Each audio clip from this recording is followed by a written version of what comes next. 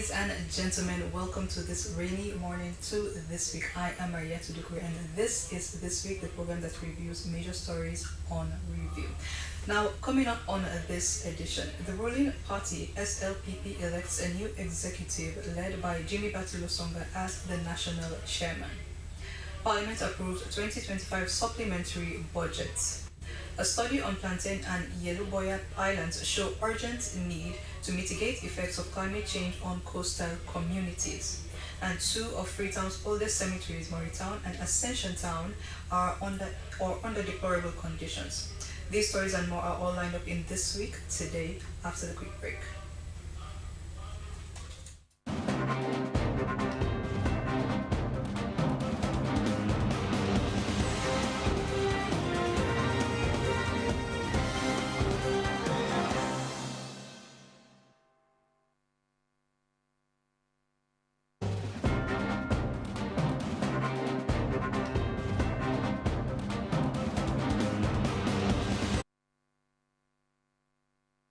Welcome back. If you are just joining us, this is This Week. The Anti-Corruption Commissioner, Francis Benkefala, has said that the police is amongst the most corrupt institution in the country. However, Francis Benkefala said that was because the police interface with the public most of the times in different ways, and that is why the public perceives them like that. The Commissioner made this statement during the opening of the Sierra Leone Police in collaboration with the ACC workshop on the fight against corruption. Well, on behalf of the Inspector General Police, I want to at this juncture declare this very important training workshop open. I thank you. The Anti-Corruption Commissioner, Francis Benkefala, stated that among many other MDAs in the country, the police are the most corrupt department. That among the institutions that are corrupt in the country, the police is one. And like my brother rightly said, that is because the police interface with the public more than any other public institution. However, Francis Benkefala said low wages and salary issues were among the reasons why the police are classed as the most corrupt people in the country. He called on the leadership of the police to continue its advocacy for better standards of police officers in a bid to enable them provide quality service to the people. So, we have a conundrum here. I would prefer for people to be paid well. I would prefer for people to have good conditions of living and serving on the professional work they do. Deputy Inspector General of Police, AIG Sir Yomba Senesi, said the workshop is another significant milestone for police in providing professional training, noting with unity and more collaborations, they will be able to surmount their challenges. Collaboration for the intelligence operation, because we believe that where there is teamwork, we can fight corruption head-on. Because the 16th American president of Blessed Mother, Abraham Lincoln, once said, and I quote, that united we stand, divided we fall. The workshop featured several law enforcement personnel, including the SLRSA, Drivers Union, Bike Riders Union, Traffic Police, and other senior police officers in a bid to uphold integrity and for collaboration in the fighting against corruption, with the theme mainstreaming integrity in the operations of law enforcement agencies. SLBC News, Abdul Mansari reporting. Parliament has passed into law the bill entitled Supplementary Appropriation Act 2025. It makes additional provisions for the services of Sierra Leone for the year 2025. The House also ratified the financing agreement between the European Commission and the government of Sierra Leone for sustainable food and agricultural value chain developments in the country. The bill entitled the Supplementary Appropriation Act 2025. Presenting the supplementary budget to the House for enactment, the Minister of Finance, Sheku Fantamadi Bangura, noted that the reasons for the supplementary budget were to improve the economy and address global shocks and uncertainties. among other economic reasons. Members, inflation declined steadily from 54.5% in October 2023 to 13.8% in December 2024. Inflation continued to decline in 2025, reaching a single digit of 7.1% in June 2020. Members of Parliament across the aisle were examining the immense benefits of the supplementary budget, used the opportunity to draw the attention of the Minister of Finance on why the reduction in allocation to key revenue-generating ministries. If the revenues have been collected properly, we must probably even overstep the projections. But definitely there is a problem with that. And without those monies being collected, it will be very, very difficult for the government, for the Ministry of Finance, to disburse the monies actually allocated. Critical units that you don't understand, you don't underperform, like agriculture. Agriculture has the tendency to stimulate growth in other sectors. When you starve agriculture, you starve education. When you starve agriculture, you starve health. When you starve agriculture, you starve almost you supplement the economy. Crowning the debate, both the leader of government business, Honorable Matthew Sanyuma, and leader of the opposition, Honorable Abdul Kagbo, had a heated debate on the credibility of the budget and slashing down capital expenditure as a reverse of austerity measures. This budget is a clear case of government trying to cut down their expenditure, government trying to ensure that they reduce their expenditure, but because of the utterances they have made on austerity measure, they have decided to give it another nomenclature, a synonym. Exactly. In bringing supplementary budget, it's not because we are afraid of what is happening. It's to push in where our challenges are, and we can be able to meet out what we can solve at the short possible time. That's why it's coming 6 months down the line. And he has explained what is the target. Allocated figures can also be reviewed. In another development, MPs also ratified the €35 million financing agreement between the European Commission and the government of Sierra Leone for sustainable food and agriculture value chain development. The grant is intended to boosting productivity through mechanization. There is a 5-year scope in growing cassava, infant food, and others. SLBC, Dennis Fraser reporting.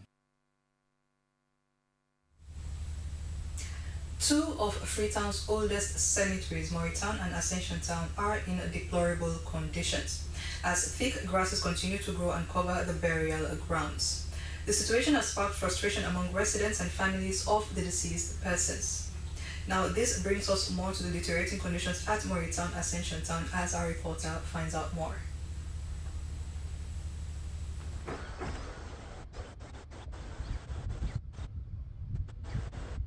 Just like a bush, you understand? And a cemetery is supposed to be a place, where people come cherish the memories of their loved ones who have passed away. Government or the council. We are appealing to the government and authorities to clean this place. It's been neglected for long and needs urgent attention. For make the pool familiar and clean. Concerns are mounting over the worsening state of two historic cemeteries in Freetown. Freetown and Ascension Town cemeteries are being covered by giant grasses. Residents say little or no maintenance is done here. Continuous rains have made the weeds grow rapidly. Families visiting the graves of loved ones have expressed sorrow and disappointment at the lack of care. Graves are barely visible beneath dense vegetation, and walkways have vanished into tangible underbrush. For many, these cemeteries are not just burial grounds, they are places of remembrance. Today, they resemble abandoned fields. We can watch in place. Now we see how they turn. We self not happy. There is a life after death. It is painful. We come to honor our loved ones, but the place is covered in bush. It feels like they have been forgotten. They for clean and fine. Because they say godliness is next to cleanliness. Without regular brushing or keep up, weeds have taken over, making it nearly impossible for visitors to locate graves or perform traditional rites. At Ascension Town Cemetery, the story is the same: overgrown grasses, block walkways, and a growing sense of abandonment. This shouldn't be happening here. Even the East End Cemetery is in a similar state. These places deserve proper attention. If you go and you see, you could not even say if people in their community they are already take care of this bankroll.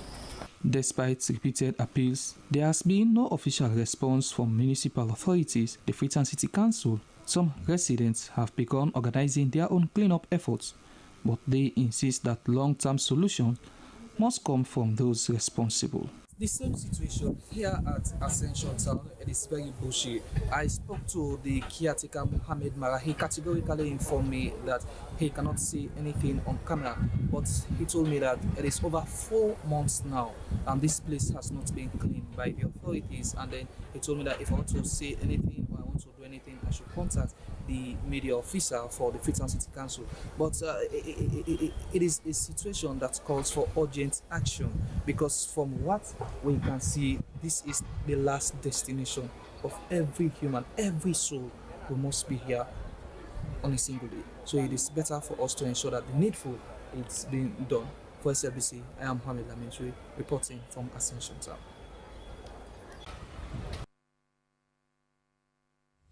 The Gold Lion Mining Company in Nimikor Chiefdom Kono district has been discovered to be one of the establishments that have been violating local content laws in Sierra Leone.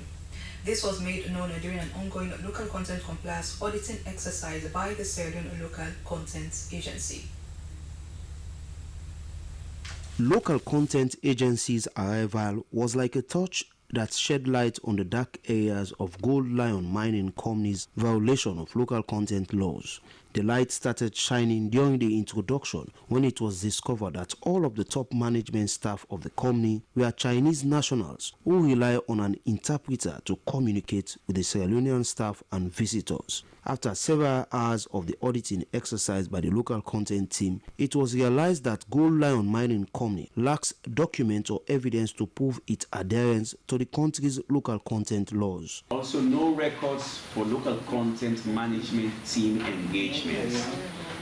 Because remember, in the local content plan that you submitted, that was approved, you must have committed to it that this is your local content management team.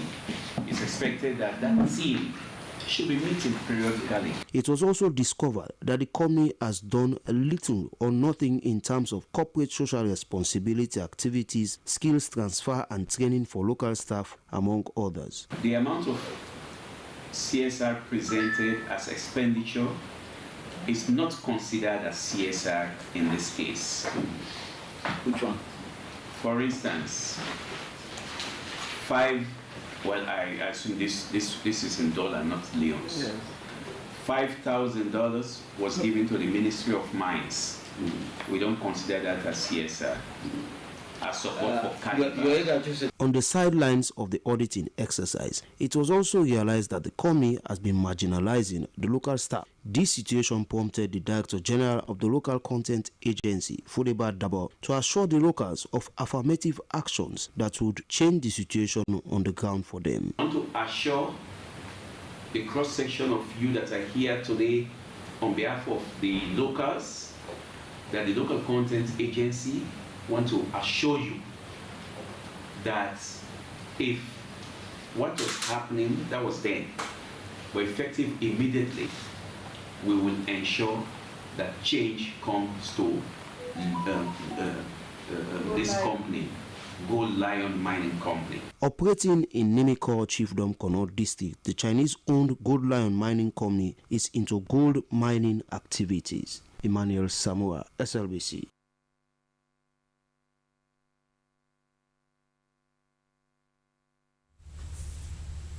The National Social Security and Insurance Trust, NASET, and the Sierra Leone Bar Association have begun enrolling lawyers into National Pension Scheme. The initiative is to improve on the welfare of private legal practitioners in the country. The session was seen a step toward providing social security for lawyers outside the public sector.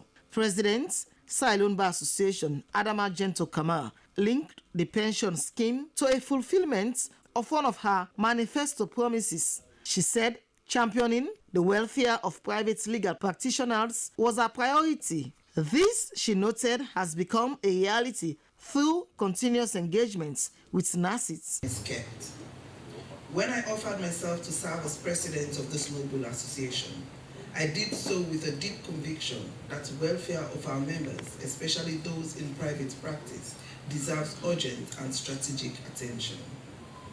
In my manifesto, I pledged to explore and establish a sustainable pension scheme that will provide financial security and integrity for our colleagues during their post-practice years.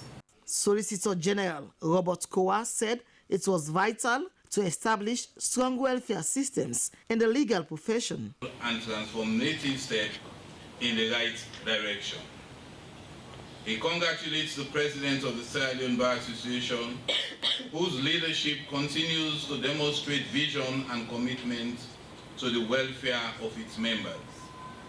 By bringing this critical issue to the forefront, the Bar Association affirmed its role not only as a professional body, but also as a guardian of the long-term well-being of its members.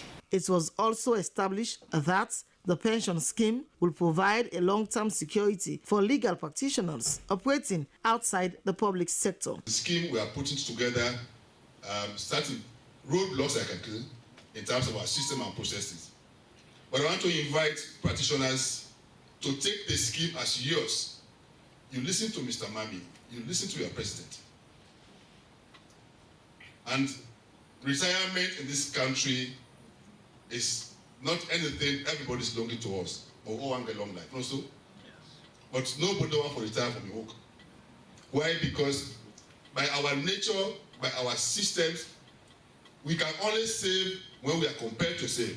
The inclusion of private legal practitioners into the NASIT scheme was said to also support government's commitment to expanding social protection to all sectors of the workforce. For SLBC News, Jonathan Turner reporting.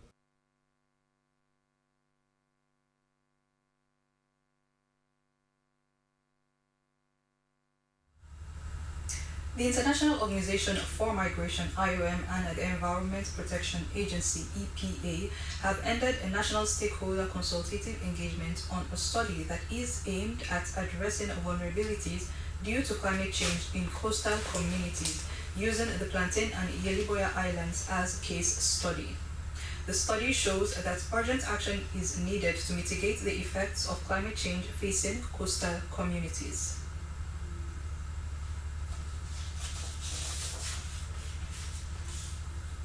The Plantain and Yeliboya are two different islands located along vulnerable coastal zones with over 5,000 inhabitants respectively. But over the years, there have been numerous problems such as land degradation, erosion and flooding. These environmental issues have accelerated due to rising sea levels, changing precipitation patterns and unsustainable land use practice. However, according to the focal person, Climate Action International Organization of Migration, Moses Koroma, their visibility study shows that those challenges are due to natural and human activities which has been going on these islands.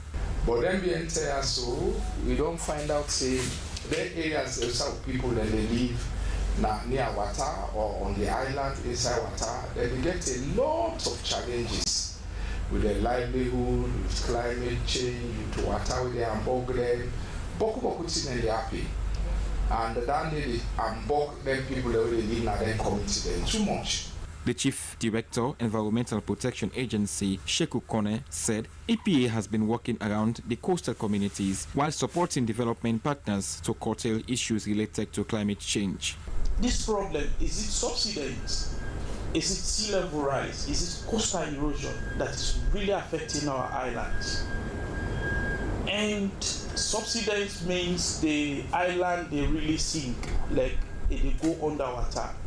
Of course, sea level rise where the water they go above a normal level where it been they stop, or water they carry clear all the sand and the dirty and go with that. That's the erosion. But the resources and the technicality were involved in it too much.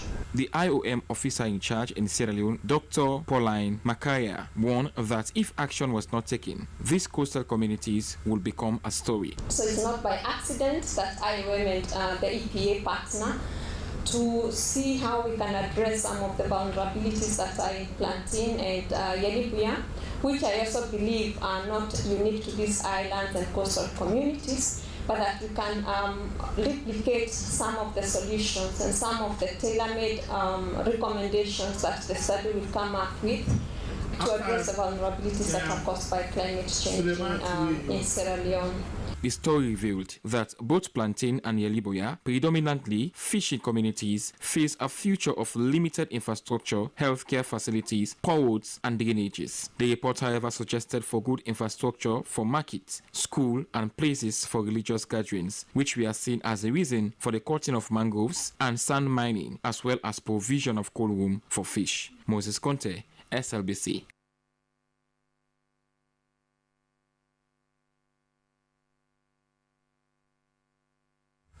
In a move to improve local investment opportunities, the National Investment Board has held a mapping and designing public-private dialogue with partners to support the development and implementation of the one-stop shop center for investments in the country.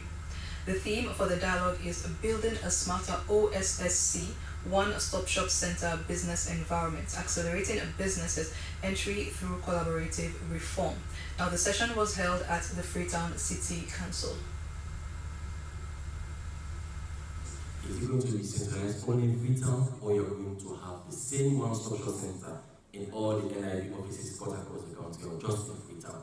The dialogue session brought together government stakeholders and investment partners, and according to the Deputy Executive Director, National Investment Board, Mahawa Sandi, the engagement aimed to create a predictable, transparent and efficient environment where business can start and grow with confidence. She said the one-stop shop center model was central, serving as the front line for entrepreneurs and investors experiencing the country's regulatory framework. The Deputy Executive Director said that, despite significant progress, they still face challenges on redundant procedures, limited automation, coordination gaps among institutions, and inconsistent service delivery which affect the ease of doing business. The session, she added, aimed to identify priority reform actions, foster interagency collaboration, and strengthen their partnership with the private sector. And just to inform this body, this workshop has taken place both in Bo and in Makeni. We are bringing the conversation to the people. We're not just sitting around the table having conversations just amongst us at the center, but it's important for us to ensure that even the last man and the last mile understands the importance of the One Social Center. The Attorney General and Minister of Justice said business facilitation was central on how the country delivers on economic empowerment, job creation, and national competitiveness. Alpha Cissé said before the establishment of the National Investment Board, Sierra Leone's investment environment was clouded by fragmented procedures and bureaucracy. He said the National Investment Board, through the One-Stop Shop initiative, could become an indispensable pillar to simplify registration, harmonize agency procedures, and create an investor-friendly environment. As Attorney General, my office is firmly committed to reviewing and modernizing the laws governing business operations in Sierra Leone. Outdated and conflicting provisions must be addressed. Regulatory clarity and investor protection must be reinforced, and the one-stop shop center must be backed by enabling legislation that ensures sustainability. The session focused on interagency coordination and data sharing, digitalization of registration and licenses platforms, legal institutional reforms, empowerment of SMEs and public awareness, and capacity building and feedback mechanisms. SLBC News, Saman Babatu reporting. You're watching This Week Live on SLBC, the program that reviews major stories of the week under review, and I am Mariatu Dukuri. Still to come, SLPP elects national officer with Jimmy Batulo Songa as national chairman. And flooding in the capital city results in the destruction of numerous houses and properties. Stay tuned for more after this quick break.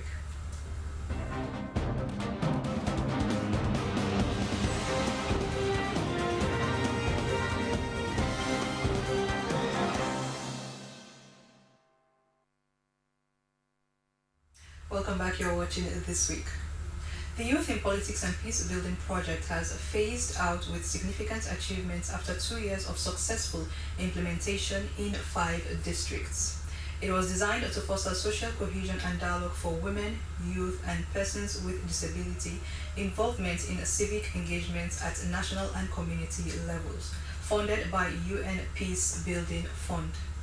At the project's close-out meeting in Freetown, implementing partners, Catholic Relief Services, and Caritas presented some of their achievements to stakeholders, beneficiaries, and donors.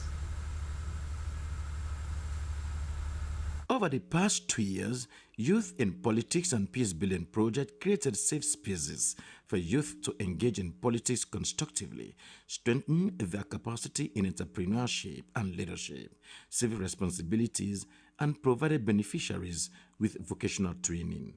During implementation also, the program was able to foster dialogue, reconciliation, and building trust within communities.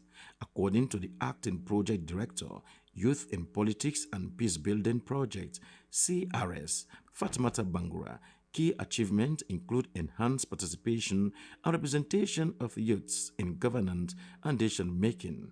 Youths, including women and PWDs, were engaged in diversified livelihoods, capacitated youths to mitigate conflicts and promote social cohesion.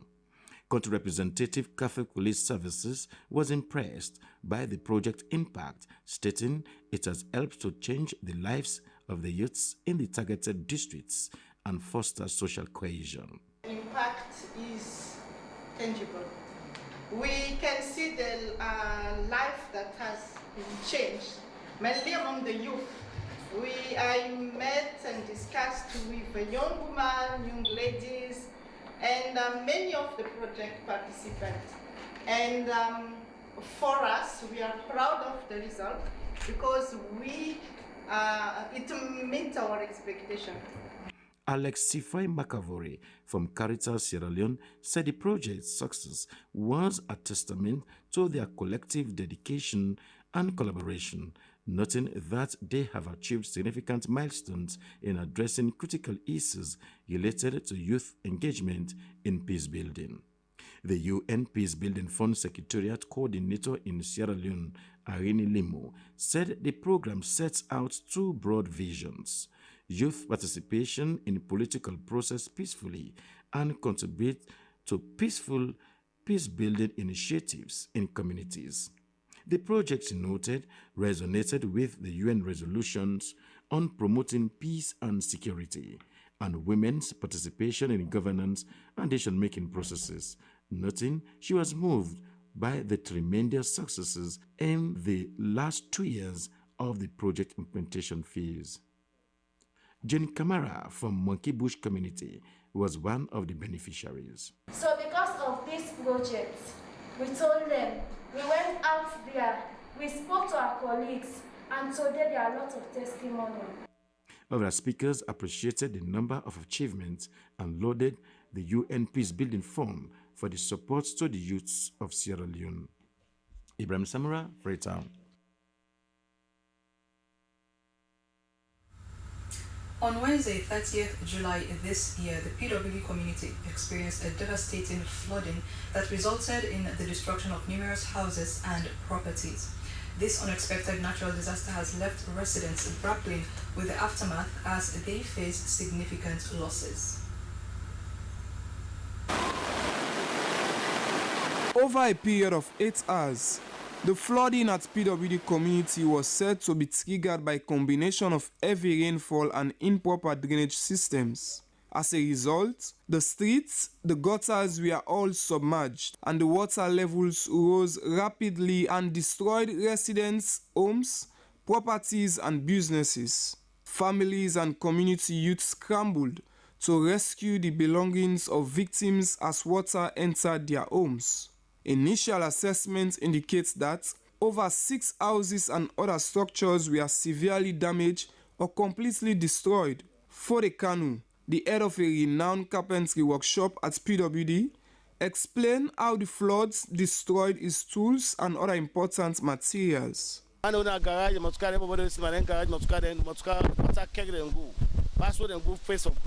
Due to the heavy rains, some of the boys that sleeps in the cars and the workshop were all carried away by the heavy downpour, but we are later rescued. When we watch, they see motor car inside. The motor car come up from the garage. The car they can block the gutter. The water drift for them. Fatou Sise, a resident at the PWD community, expressed a concern and dissatisfaction, pointing fingers to some factors leading to the unfortunate incident.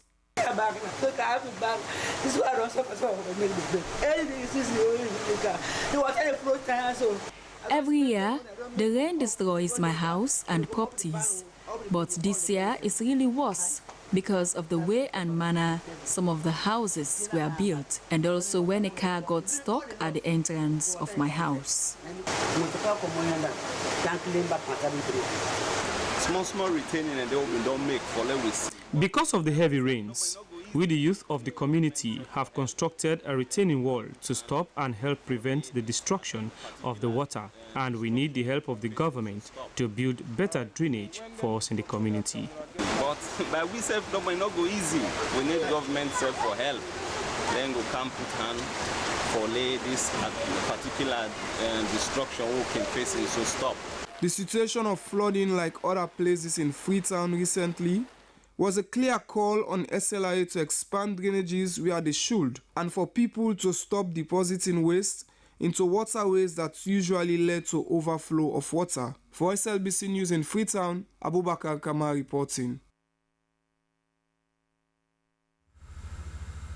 Chairman of the Independent Elections Monitoring Committee, Ambassador Mohamed Yungawa, has announced the winners of the 59 positions contested, for among which Batulo Songa emerged as the national chairman of the Sierra Leone People's Party, along Robert Kondema Kabo as the deputy chairman. The announcement was made at the 14th National Delegates Conference at the Freetown International Conference Center.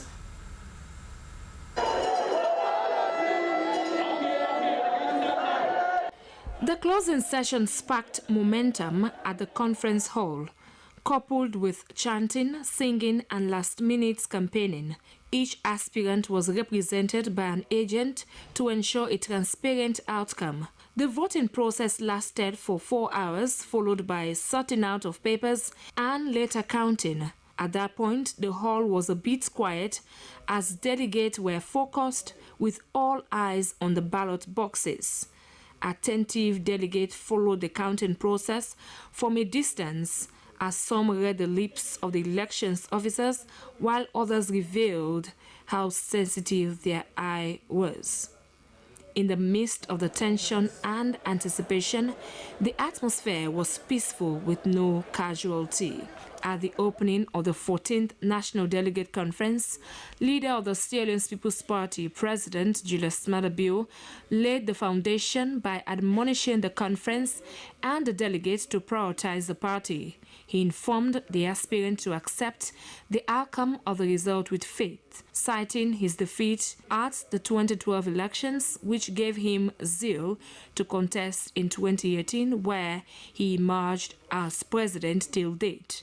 President Bio encouraged delegates to vote wisely and in a peaceful atmosphere, as their decision was critical for their victory in 2028 elections. The rest of the conference aligns with a speech followed by voting, sorting out an announcement of the result for the positions of legal advisor, financial secretary, treasurer, imam, internal auditor, and chaplain. Out of about 59 people that aspired for the 13 positions, 13 people emerged as the winners. Chairman of the Independent Elections Monitoring Committee, EMOC, Ambassador Mohamed Yungawa, announced Jimmy Batulo Songa as the national chairman of the Sierra Leone People's Party, Robert Kondema Kabo as deputy chairman, Paran Tawali as Secretary General, Sheku Munuru Ture as Deputy Secretary General, Mawa Haliu as Deputy Organizing Secretary, and Moses Mambu as the Public Relations Officer. His Excellency, the President and leader of the Sierra Leone People's Party, the Vice President, the Deputy Leader of the Sierra Leone People's Party, Madam First Lady, the Mother of this Republic, Chairman, Chairman, Dr. Prince Alexander. Thank you for everything. I will lead to your expectation. I will do everything possible to improve your socio-economic well-being. I will do everything possible to look for scholarship for you. I will do everything possible to look for microcredit for you. I will do everything possible to provide hard ticket for you. And above all, I will do everything possible. What started with panic and tension ended in peace and tranquility. For SLBC News, Cynthia Kama reporting.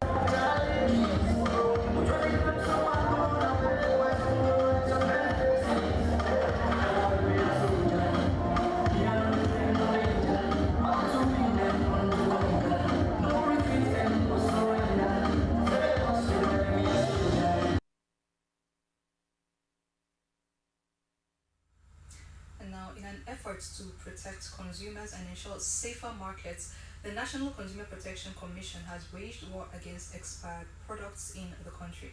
The Commission, in collaboration with Consumer Watch Sierra Leone Limited, destroyed a large quantity of expired goods in Rokel community. Items which included expired food, provisions, and beverages were confiscated from various shops and supermarkets during recent inspection exercises. According to the Commission, these products were deemed substandard, expired, and unfit for human consumption. The expired goods were publicly burned to ensure they do not re-enter the market. This act serves as a strong warning to business owners who continue to sell expired or poorly labeled products to the public and consumers. Head of Consumer Relations at the NCPC, Bernadette Ballet-Fuller, said the destroyed products were identified by inspectors as expired and unfit for consumption. She stated that the Commission is mandated to monitor the consumer markets daily to ensure quality and safe products are available to the public. Shop owners found with expired goods are normally fined. Sometimes we issue compliance notice for first-time offenders, and then they will be fined if they continue doing such practices. Also, we do public shaming and public warning, or court actions will be taken against them. We are also advising the business community to always check their stock. They should ensure that they take proper record of stocks. Also, we are here with some products that are not even expired, but they are deteriorated due to poor handling and storage facilities. Samuel Pratt, communication supervisor at the NCPC, said the Commission is working with the Sierra Leone Standard Bureau, which provides data on expired products and timelines for action. He added that inspectors were instructed to raise alarms on products without expired dates, which may have been intentionally removed. Mr. Pratt advised consumers to always check expired dates before making purchases and report any issues to the Commission. He also warned business owners against selling expired goods, noting that such actions can lead to serious health risks. Founder and CEO of Consumer Watch SL Limited, Sonny Rogers, said the organization is a voluntary body that complements the work of the NCPC. He said Consumer Watch acts as a whistleblower, reporting violations of the Consumer Protection Act for swift action. Whenever we collaborate with them when it comes to matter of expiration and other destructive areas of products, you understand, we go with them to ensure that things work the way it should work. You understand? Because we are the middle manpower between the citizens and the government. The NCPC has pledged to continue its nationwide inspection exercises to ensure consumer safety across Sierra Leone. For SLBC News, Aminata Bangura reporting.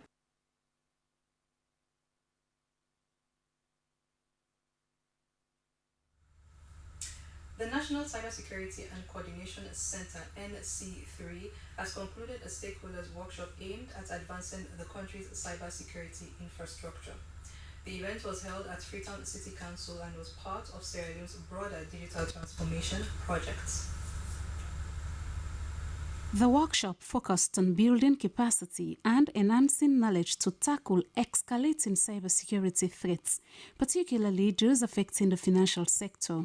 A recent survey conducted by NC3 with support from the World Bank revealed that many cybersecurity roles within institutions remain undefined and are often delegated to IT staff. Alarmingly, existing training and certifications lack alignment with international standards. Director of Ecosystem and Capacity Building Development, NC3, Victor Sisse, highlighted the crucial role digital evolution plays in modernizing sectors, especially banking. However, he expressed concern over persistent threats such as hacking and digital fraud.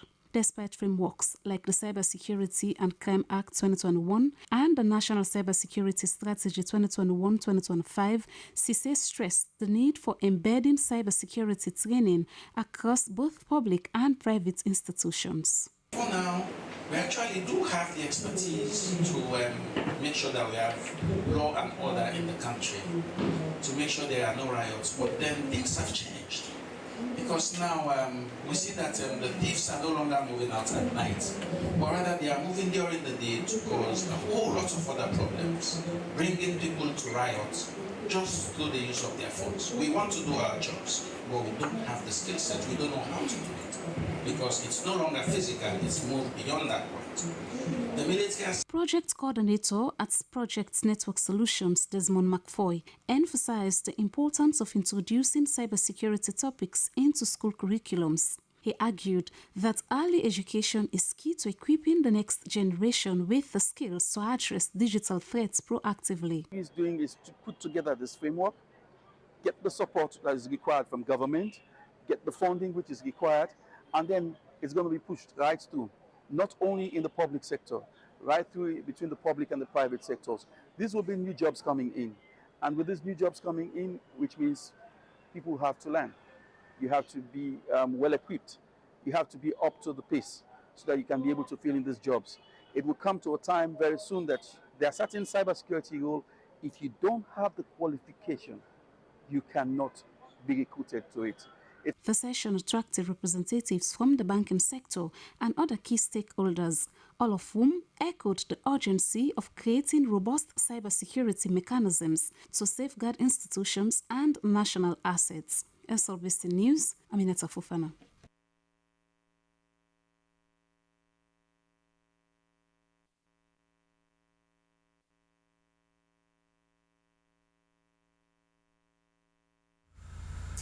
Concerns are mounting over fading road markings in the heart of Freetown as both pedestrians and motorists grapple with poor visibility and mounting safety risks.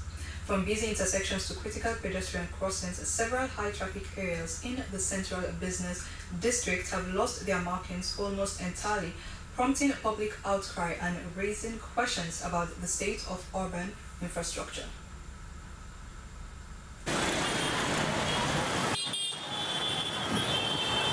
The worn out lines are more than just faded paints, they are affecting lives. Residents describe confusion at roundabouts and junctions, while pedestrians, especially school children and the elderly, face increased danger crossing the streets. The whole sign are very important because normally people like one cross, people like strain because of the sign another day again, and then I can bank people because of them, then sign another day again. Because the road signs are very important. People find it difficult to cross, and it's causing accidents because drivers can't see the markings and don't have the patience to wait for pedestrians. Because they don't see the paint, so for them patient and enable patients, so people can go at people they can go out some way they can vex, and that's way nice with them for our men. Dangerous, because it is dangerous with so many bikes and cars. You don't even know where to stand or wait. There is no visible sign. So I think it's dangerous. Drivers are even parking on faded zebra crossings, often blocking paths for pedestrians trying to cross safely. Bike rider Mohammed Sisi shared how he took matters into his own hands. All things done with now. I'm the man we buy paint. I had to buy paint myself just to make the markings visible. It would really help to reduce accidents if the authorities made sure that these road signs were clearly marked. Call on Papa government, let them come make them back for the people and for the cause. The Director General Sierra Leone Roads Authority, Engineer Alfred Jalimomodu, acknowledged the issue. He said remarking efforts are slated to begin after the rainy season. However, we have most of our roads now currently without road markings, and we've made plans to see that we'll ensure that they are marked. Currently, as we speak, we cannot do them now because we're in the rains. The material that is used to do the road marking, it's not water friendly. So basically that's it. But once it rains, we see it. We'll go into gear and see how we'll do some of these markings to ensure that our roads are safer. He further that road marking paint requires dry surface and stable weather conditions to be effective. Applying it during the heavy rains risks quick deterioration and waste resources. While the delay is frustrating for many residents, SLRA officials say waiting is necessary to ensure the marks are durable and long-lasting. SLBC News, Mohammed Laminto reporting. Well, before we close, the SLBC mourns the sudden demise of one of our own, our colleague Hawa Mosir, whom you see on the left side of your screen. She was a senior colleague whom has worked for the SLBC for a long time, and until her demise, she was the SLBC's senior State House correspondent or reporter. Our heartfelt condolences to her family, her loved ones, and her friends. Well, that's all we have in the edition of This Week, the program that reviews major stories of the week. Many thanks to all of our reporters and to the newsroom. The program was produced by Salma Taba and I have been Maria Tudukuri. Have a wonderful day.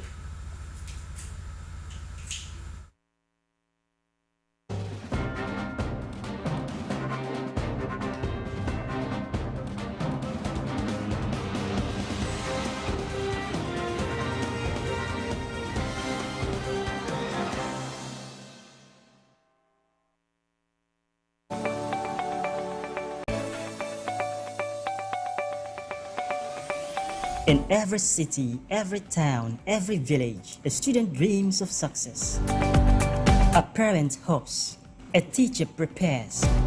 This is not just another program. This is the key to unlocking potential. Welcome to Learning R, an inspiring journey through English language and mathematics, designed for WASC candidates across Sierra Leone.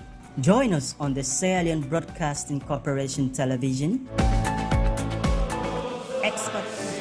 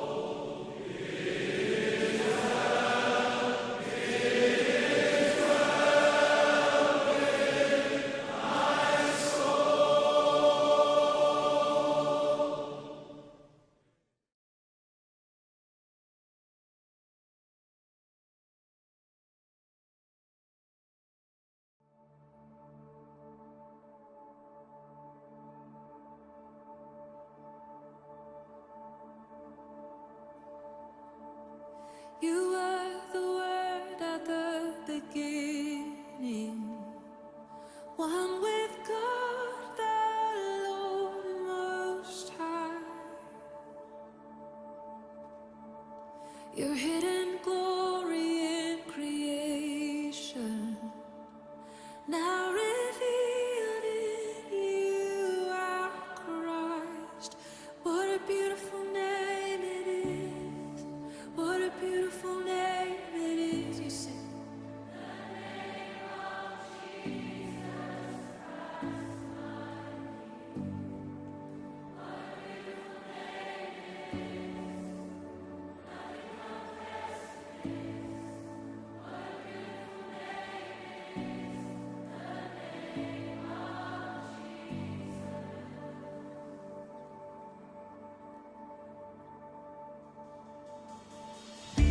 He didn't want heaven without us. So Jesus, you brought heaven down. My sin was great, your love was greater. What could separate us now? What a wonderful name it is. What a wonderful name it is.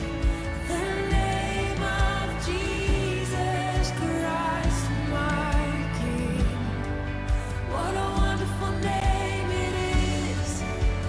Nothing compares to this. What a wonderful name it is.